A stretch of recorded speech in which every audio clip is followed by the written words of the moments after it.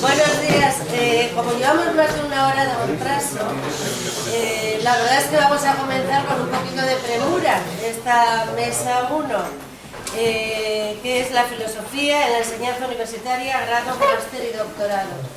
Tenemos 3 ponentes, cada uno va a abordar uno de los 3 niveles educativos. Por nuestra parte, yo creo que solo agradecer a la conferencia de decanos y al decano de la Facultad de Filosofía que nos hayan permitido organizar, o que hayan organizado estas reuniones que nos permiten ver la construcción de una conciencia comunitaria en torno a la profesión de la filosofía. Y bueno, pues para poder crearla y utilizar el tiempo lo importante, pues yo creo que lo que vamos a hacer es proceder ya a las intervenciones de todos ellos.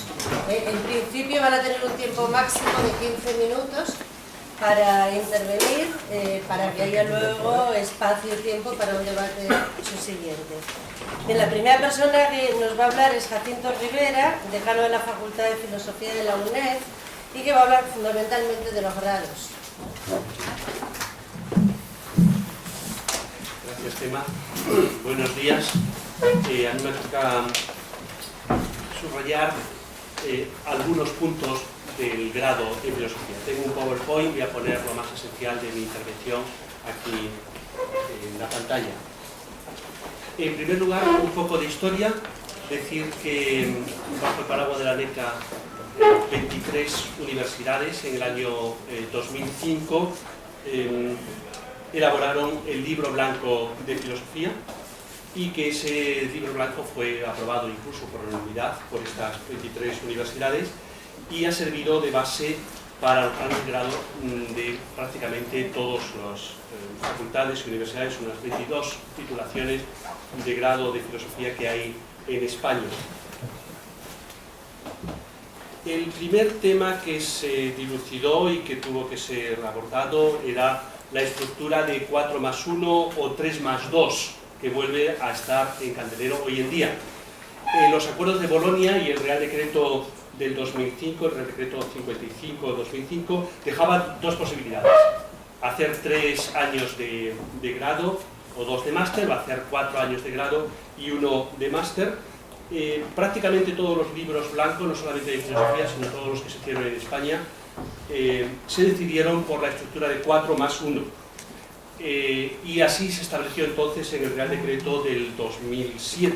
La razón fundamental fue porque se pensó que 3 años de filosofía eran pocos para formar a una persona en la actividad profesional, tanto de profesor de secundaria o de universidad, como de investigación, como también de la ética aplicada, asesoría, gestión cultural, que comienza ahora también su andadura. Y esto se acentúa, 3 años serían pocos, se acentúa si tenemos en cuenta que en el primer año se incluyen asignaturas de formación básica que copan, algunas de ellas no son de filosofía y que entonces copan créditos, y se quedaría una estructura muy raquítica para filosofía. No obstante, bueno, pongo ahí temas de reflexión que podemos después en el diálogo, y temas que tendríamos que decidir qué es lo que pensamos, y no en esta reunión, quizás en la siguiente. Queremos esa estructura del 4+1, querríamos una estructura de 3+2. Hay razones quizás a favor de la 3+2, que ha sido puesta en candelero hace como 2 días, cosas así, por el director general de Política Universitaria del Ministerio, Federico Morán, diciendo que quizás tendríamos que pasar a la estructura de 3+2, porque la mayor parte de las universidades de Europa eso es lo que tienen. Eso ocasiona tal vez algunas dificultades de colaboración con las otras universidades, pero tal vez se podría hacer, y se hace de hecho, una colaboración por medio de los créditos y por medio de las asignaturas de semestres. Pensamos, aparte del tema de que hacer un grado de 3 años quizás resulte demasiado escaso para la formación de un filósofo, es que si ponemos 3, obligatoriamente, como ocurre en los otros países, el alumno tendrá que hacer un máster, que será siempre más caro, y tendrá que hacer un máster de 2 años. Pensamos también que un grado de 4 años facilita la movilidad de los estudiantes en Erasmus, que pueden escoger el segundo o el tercer año, mientras que los grados que tienen 3 años es más difícil, e incluso ha habido una disminución de alumnos de movilidad, de estudiantes en Erasmus en esos planes de solamente 3 años. Y la última razón para resistir a esta nueva reforma sería que otra vez volvernos a poner a hacer unos planes de grado y unos planes de máster que cada vez se gastaría, porque ya estamos cansados de tantas estructuras y tantos movimientos. Otro tema que se abordó en el libro blanco fue la distribución de las asignaturas. Entre las posibilidades que se nos dieron, el libro blanco, es decir, las 23 universidades que lo elaboraron, decidieron asignar a materias comunes obligatorias 60%, a materias obligatorias optativas puestas por cada uno de los centros un 25% y un 15% a las asignaturas transversales. Lo que se hizo fue casi una traslación de las asignaturas que había en la licenciatura de filosofía a las del grado, con lo cual se conservaba también el equilibrio entre las diversas áreas de conocimiento. Y ahí tenéis el listado de las asignaturas obligatorias de 60%, en el que todos los planes de grado de filosofía deberían coincidir, lo cual también posibilita la movilidad de los propios estudiantes.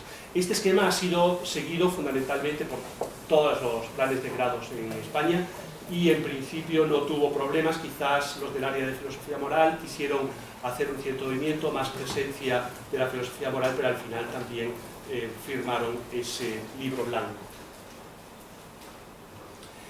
Otro tema que tendríamos tal vez que pensar son las asignaturas de formación básica. Sabéis que el Real Decreto 1393 de 2007 introdujo el concepto de ramas de conocimiento y a nosotros, a la filosofía, se le asignó a artes y humanidades. En el artículo 12.5 de ese mismo Real Decreto introdujo la necesidad de programar 60 créditos de formación básica, con una redacción un poco difícil de interpretar, de tal manera que se produjo una disarmonía en la forma de llevarlo a cabo. Si cogemos los planes de grados de filosofía que hay en España, encontramos planes que no introducen ninguna asignatura que no sea filosófica. Por ejemplo, en Zaragoza, 0, o sea, todas las asignaturas de formación básica son de filosofía, y en el extremo contrario estaría la UNED, que introduce 36 créditos de asignaturas que no son filosóficas.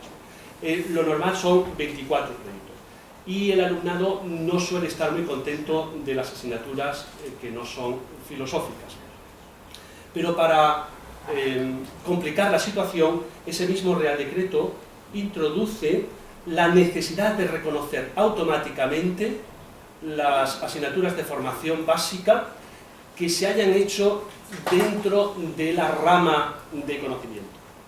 Imaginaros que alguien ha hecho el primer año en filología, que no ha tenido ninguna asignatura filosófica, pues lo tiene completo, viene al plan de filosofía y se le tiene que reconocer absolutamente, automáticamente, todos los créditos de filosofía, aunque sea la ética que pensemos que es necesario para un filósofo, o que sea la historia de la filosofía antigua que pensemos que es necesaria para el filósofo. Ese alumno ya no lo verá, porque se le tiene que conmutar, se le tiene que reconocer automáticamente.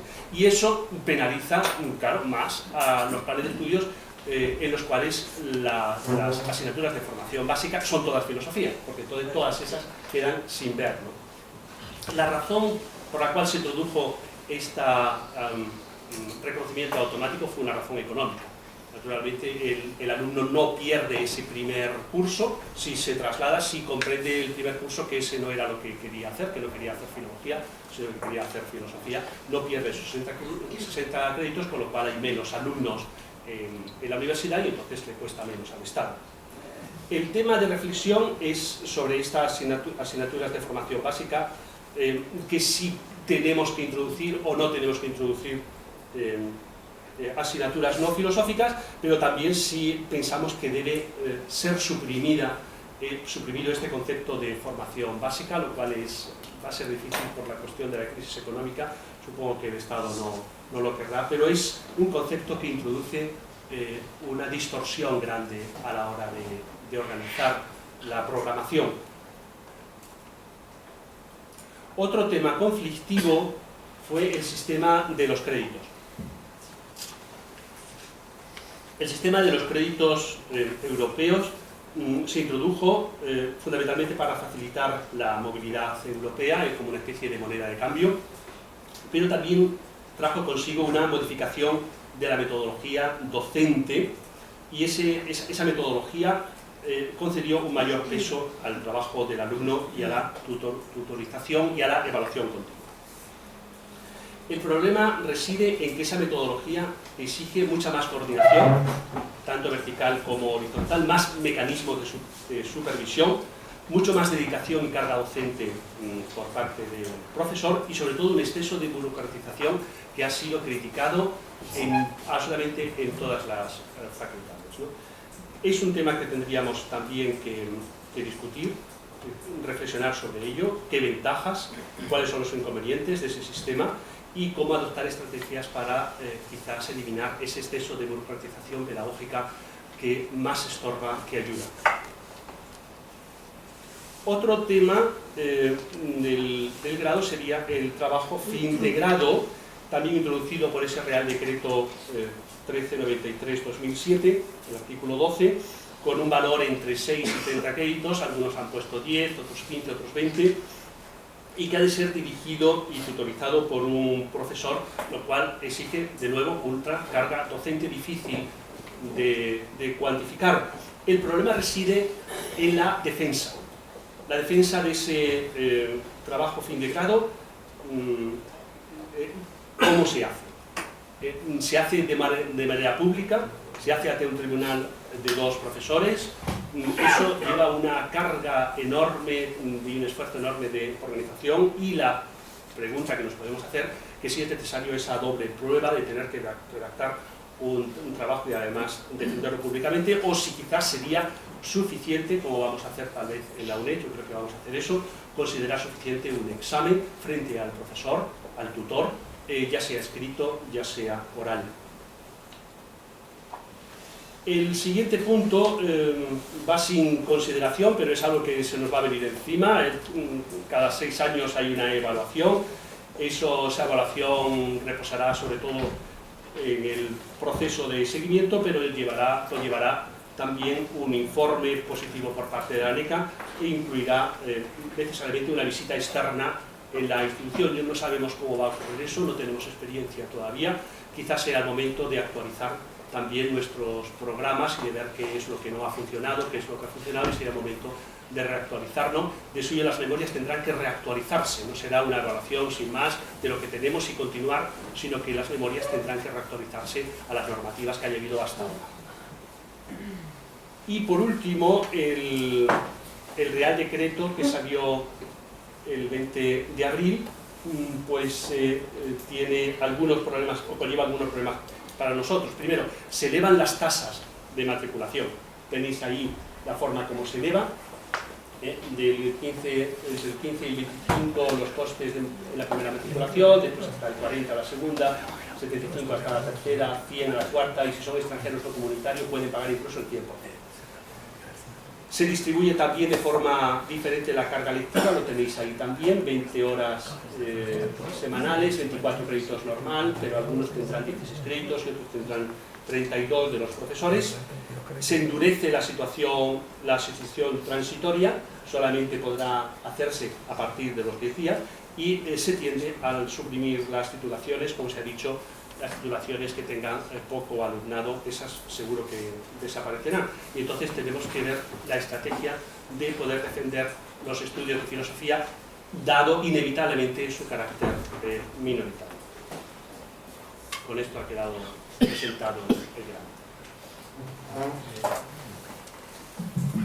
Muchas gracias también por ajustarte al tiempo y la claridad de